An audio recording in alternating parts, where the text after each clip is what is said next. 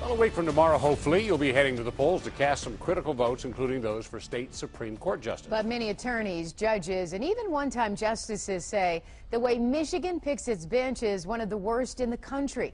How come? Well, here's 7 investigator Ross Jones. I keep coming back to the same word. It's toxic. It's toxic. Absolutely toxic. For attorneys like Jules Olsman, this is the most expensive time of the year. Forget Christmas or birthdays. Election season is when lawyers like him have to dig deepest into their wallets. That's because every hour or so, he'll get a call from a judge's campaign looking for a contribution. It's very hard to say no. It's impossible to say no. It's impossible to say no. But what he says bothers him even more than being leaned on for a donation is that now, more than ever, Supreme Court elections in Michigan are about politics, as judges become more closely linked to the state's political parties and addicted to their money. And it's bad for everybody. Primarily, it's bad for the public because, again, it totally undermines public confidence in the courts. And it's not just lawyers troubled by how political the process has become.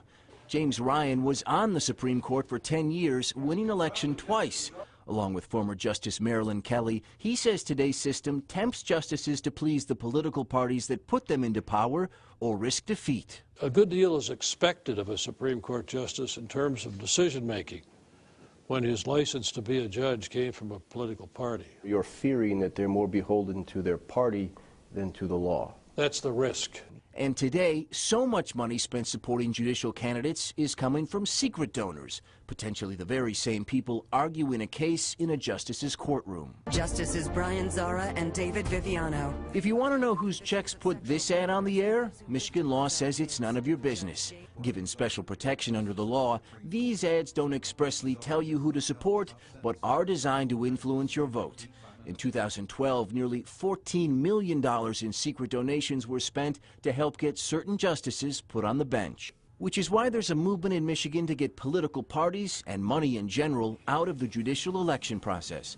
Today, a bipartisan panel led by former Justices Ryan and Kelly is urging that candidates no longer go through the Republican or Democratic parties to be elected. That's the problem with money, the courts, and politics. And when you blend those three together, that statue of justice ain't so blind.